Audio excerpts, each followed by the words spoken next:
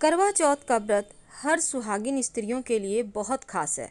इस दिन निर्जला व्रत रहने के बाद महिलाएं शाम को चंद्रमा को देखने के बाद व्रत तोड़ती हैं और शाम होने के बाद हर व्रती महिलाएं जो है वो चंद्रोदय का इंतजार करती हैं और करवा चौथ पर चांद भी खूब इंतजार कराता है, क्योंकि इस बार चंद्रमा का पूर्ण दर्शन तो होगा, लेकिन आइए हम आपको उसके समय के बारे में बताएंगे। लेकिन जानते हैं कि आखिर इस व्रत के दिन कुछ खास प्रयोग करके कैसे आप अपने जीवन को बेहतर कर सकते हैं।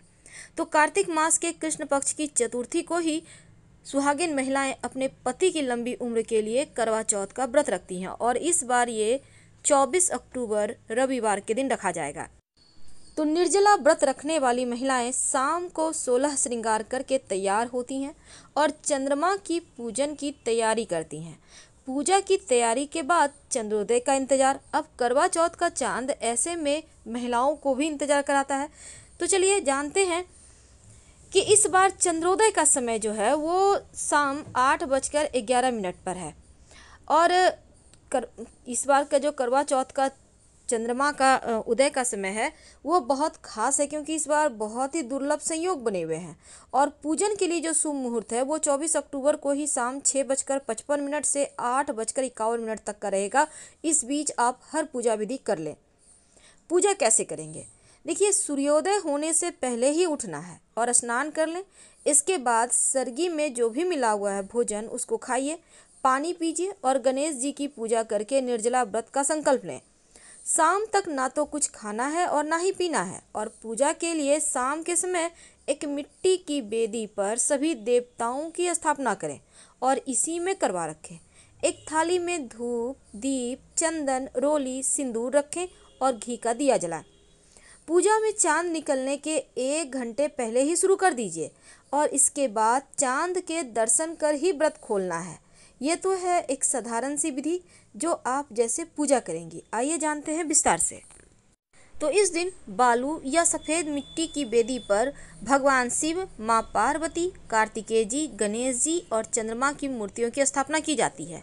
अगर मूर्ति ना हो तो सुपारी पर लाल धागा बांधकर पूजा कीजिएगा। याद रखिए, सुपारी ये बहुत आवश्यक है पूजा में और बिना सुपारी का कोई भी पूजा पूर्ण नहीं होता।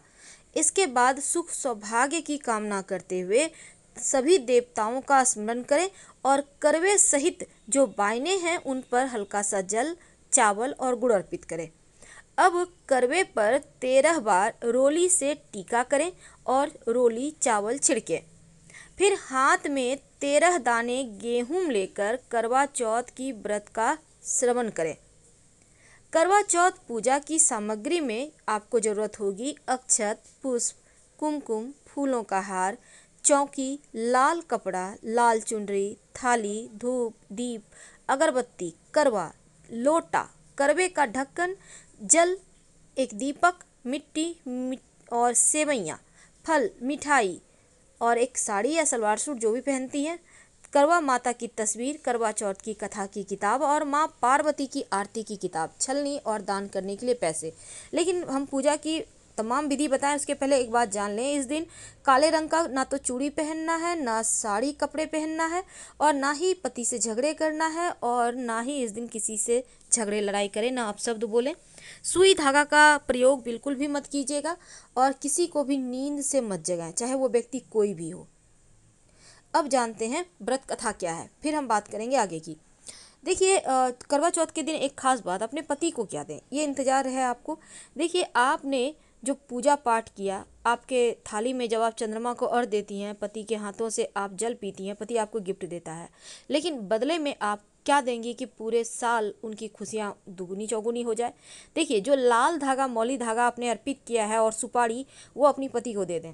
वो जितने समय अपने पास रखेंगे उनका सभी कार्य सफल होगा और जब भी वो कार्य करने जाते हैं, मुख्य अच्छे कार्य जो भी जरूरी कार्य हैं वो सुपारी लेकर जाएं और पूजा जब वो काम फिर करके घर आते हैं तो सुपारी को फिर से संभाल कर पूजा स्थान पर रख दें। ये सुपारी दिव्य प्रयोग है जो आपके पति की सुरक्षा भी करेगा और उन्हें हर कार्य में सफलता दिलाएगा।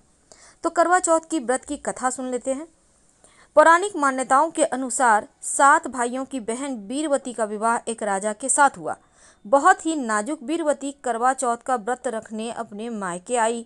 अब सुबह व्रत शुरू करने के बाद जैसे जैसे दिन बीतता गया, बीरबती को कमजोरी महसूस होने लगी और शाम तक बीरबती व्रत की तकलीफें सहन नहीं कर पाई और बेहोश हो गई। बहन के प्राणों की रक्षा के लिए उसके भाइयों ने पहाड़ी पर आग लगाकर उसे चांद बताकर बहन का व्रत तुड़वा दिया। जैसे ही बीरबती ने भोजन किया, उसके पति की मृत्यु की खबर आ गई। अब दुखी मन से बीरबती जब अपने घर लौट रही थी तो रास्ते में शिव पार्वती मिले। उन्होंने उसे गलत तरीके से व्रत तोड़ने और पति की मृत्यु की वजह बताया।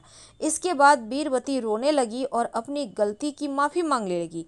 इस पर माँ पार्वती ने दया करके कहा, ठीक है, तुम्हारा पति जीवित हो जाएगा, लेकिन पूरी तरह से स्वस्थ नहीं होगा।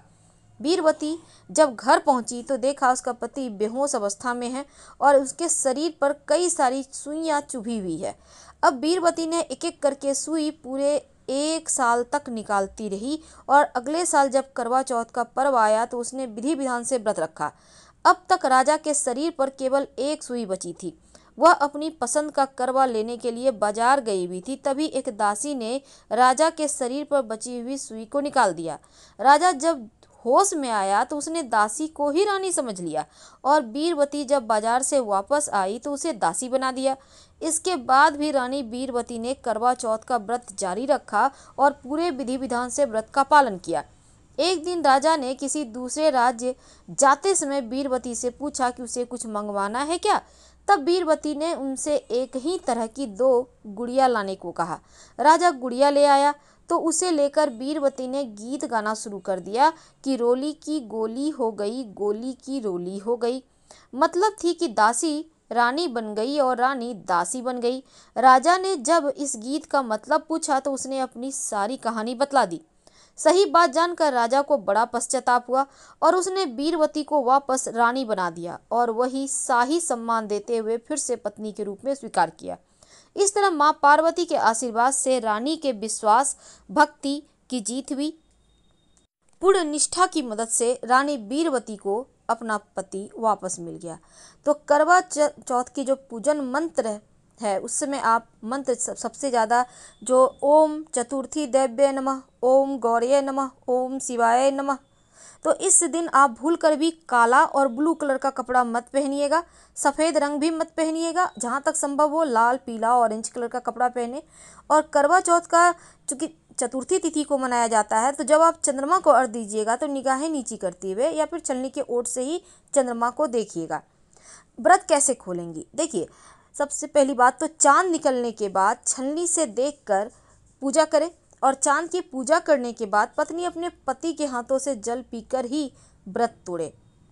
तो चंद्रमा को अर्घ्य देने से क्या होता है, देखिए जब आप चंद्रमा को अर्घ्य देंगी तो चांदी के पात्र में या फिर आपके पास जो भी लोटा है पानी में थोड़ा सा दूध मिला लें और फिर इसी जल में दूध जो मिला हुआ है उसी से चंद्रमा को अर्घ्य दें। और चंद्रमा को अर्घ्य देने से मन में आ रहे समस्त नेगेटिव एनर्जी जो विचार हैं वो समाप्त होंगे, दुर्भावना खत्म होगी और सुरक्षा की भावना खत्म होगी और पति का स्वास्थ्य भी अच्छा रहेगा। तो चंद्रमा को अर्घ्य देने से चंद्र की स्थिति भी मजबूत होती है।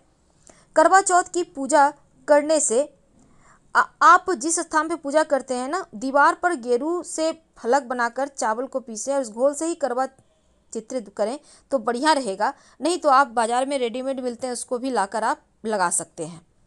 इस दिन गणेश जी का मंत्र ओम गणेशाय नमः, शिव जी का मंत्र ओम नमः शिवाय, माँ पार्वती का मंत्र ओम शिवाय नमः, कार्तिकेय जी का मंत्र ओम षण्मुखाय नमः और चंद्रमा का मंत्र ओम सोमाय नमः। कोई भी मंत्र या समस्त मंत्र कम से कम 5-5 बार जरूर पढ़िएगा।